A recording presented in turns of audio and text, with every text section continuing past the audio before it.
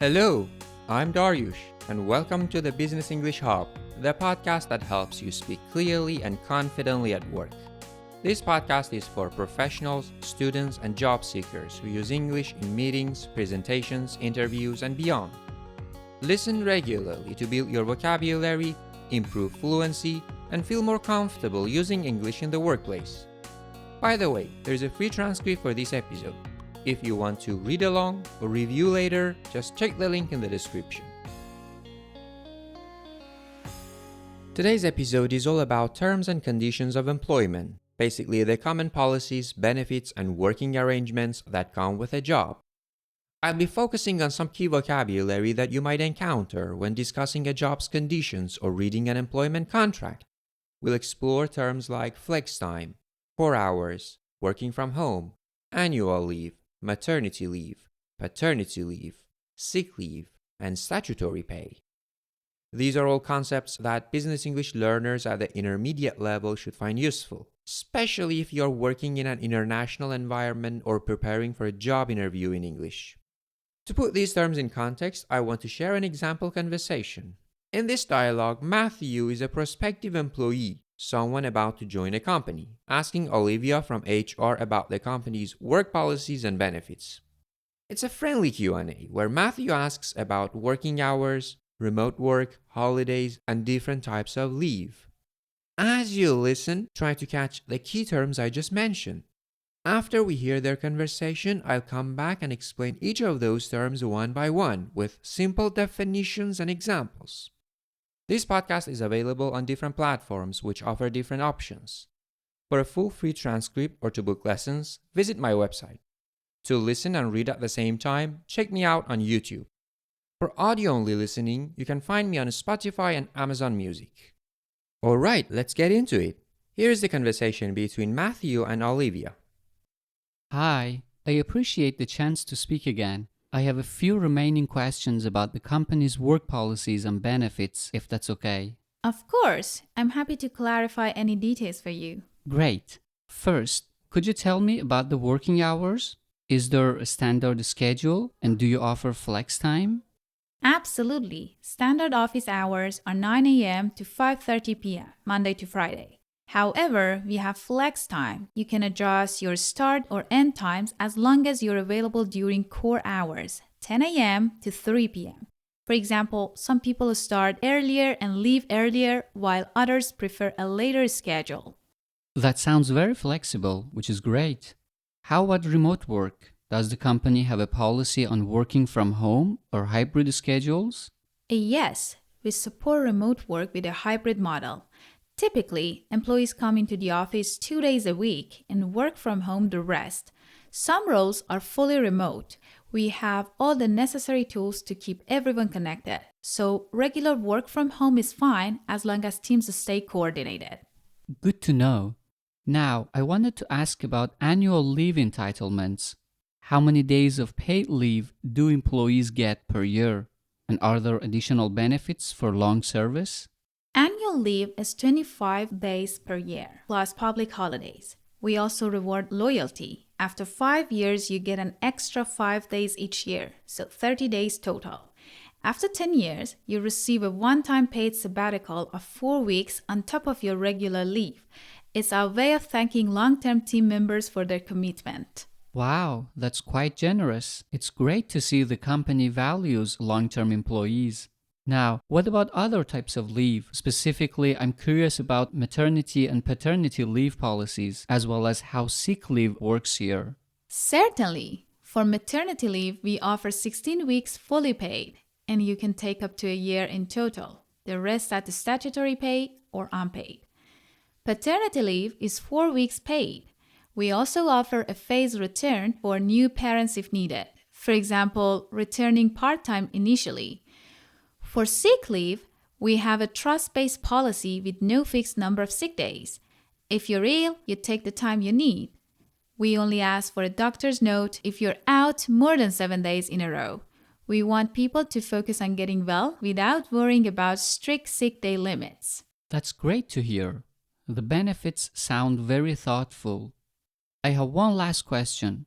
What is the workplace culture like regarding these policies? For instance, is it really okay to use all my annual leave and take advantage of Flextime and remote work? I've seen companies with great policies on paper that aren't actually practiced. I'm glad you asked. Our culture really encourages using these benefits. We encourage everyone to take their full annual leave. Managers lead by example by using their vacation time.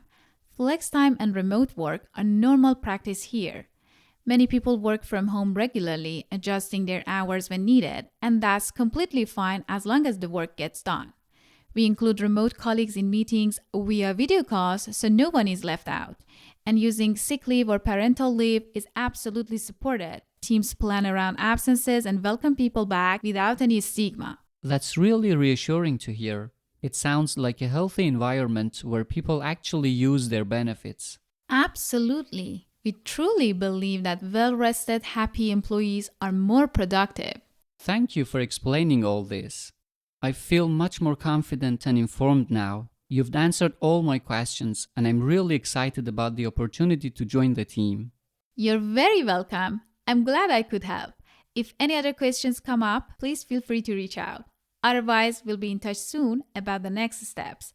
We're excited about the prospective you joining us.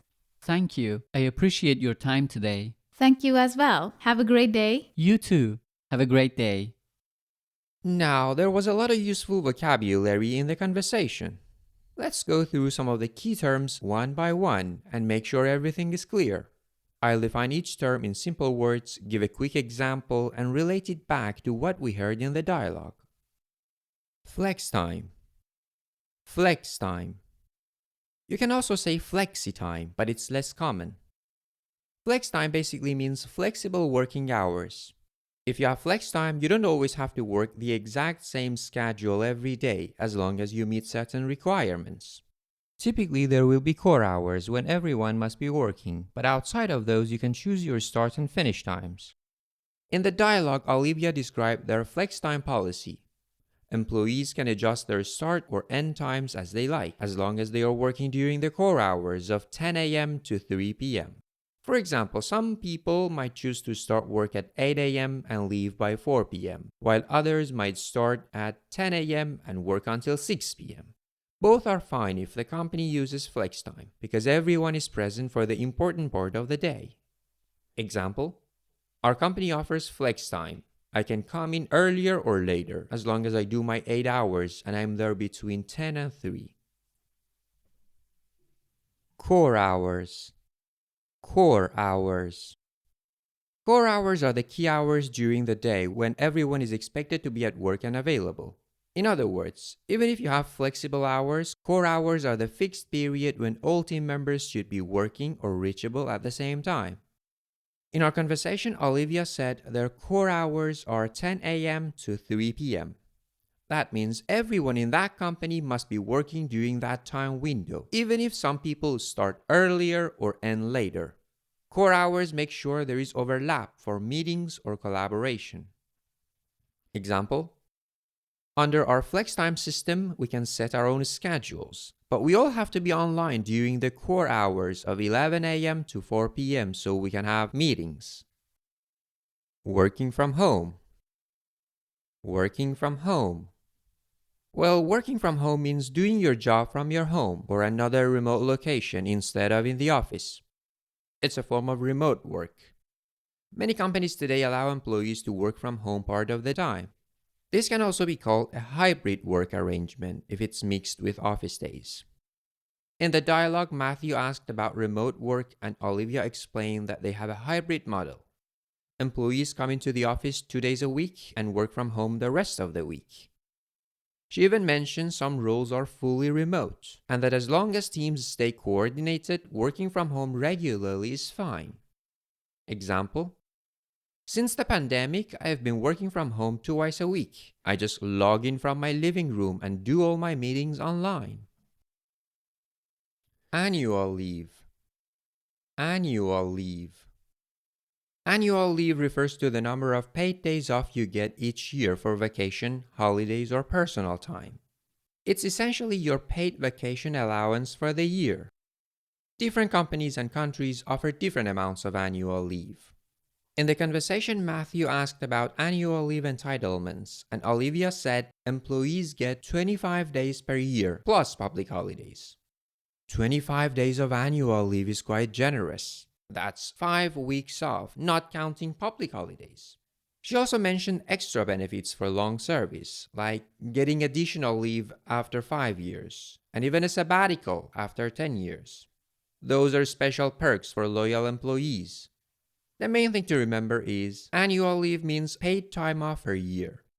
Example, I have 30 days of annual leave, so I'm planning a 2-week vacation in July and I'll still have some days left for Christmas.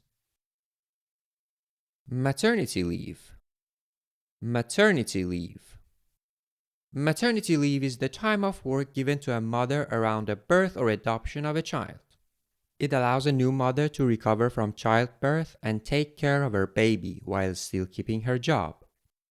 During maternity leave, the mother often receives pay from her employer, though how much and how long varies by company and country.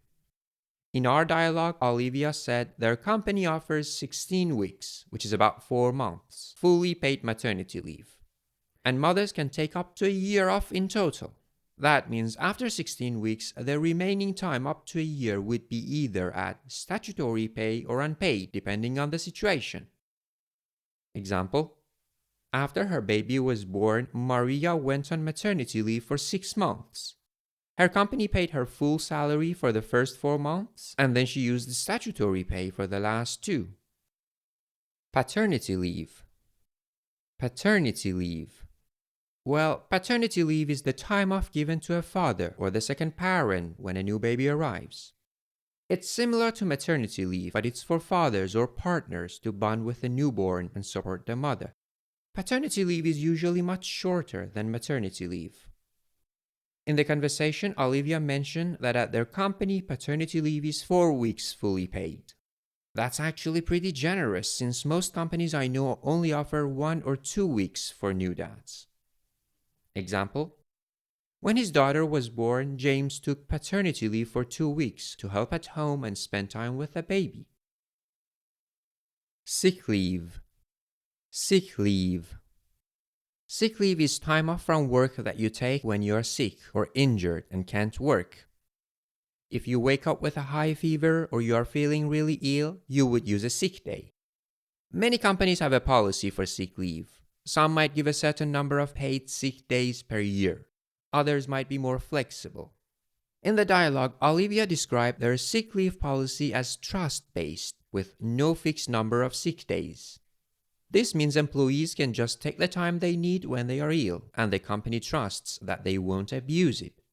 She said they only ask for a doctor's note if someone is out for more than 7 days in a row, which is a common requirement in many places. The idea is to let people recover without worrying about using up a limited number of sick days. Example, my company's sick leave policy is very strict. I only get 5 sick days a year. But if I'm sick beyond that, I'd have to take unpaid leave or use vacation days. Statutory pay. Statutory pay. Statutory pay means the minimum pay an employer is legally required to give an employee during a certain type of leave according to the law. The word statutory comes from statute, meaning a law. So statutory pay is basically pay mandated by law.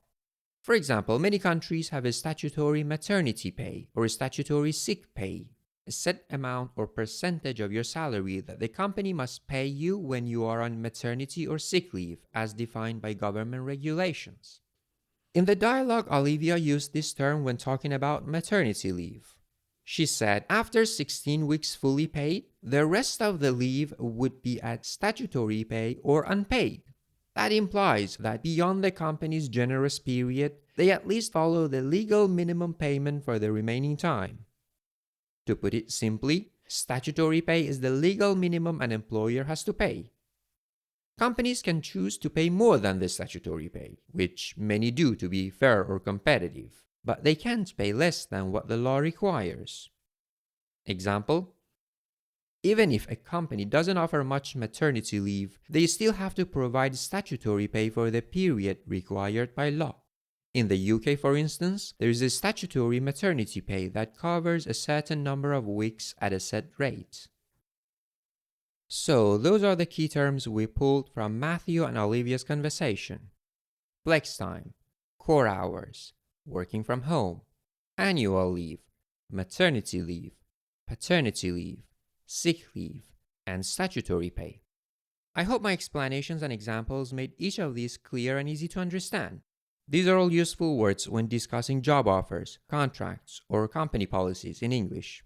You might encounter them when you negotiate a new job, read an employee handbook, or even just chat with colleagues about your workplace. I have designed a short interactive exercise to help you check your understanding of these key terms. You'll find the link in the episode description. So this brings us to the end of this episode. Thank you for listening to this episode of Business English Hub. I hope you found my discussion useful and maybe even thought about your own job's policies and benefits while listening. If you have a comment or a story about your experiences with any of these terms, I'd love to hear it. Feel free to share by commenting or sending me a message. Don't forget to subscribe to the podcast on your favorite platform so you never miss an episode. If you're watching on YouTube, you can like the video and turn on notifications. And if you found value in today's episode, please consider leaving a rating or review. It really helps me reach more people. Thanks again for joining me. And until next time, keep learning, keep practicing, and keep exploring the world of business English. Have a great day at work, wherever in the world you may be. Talk to you soon.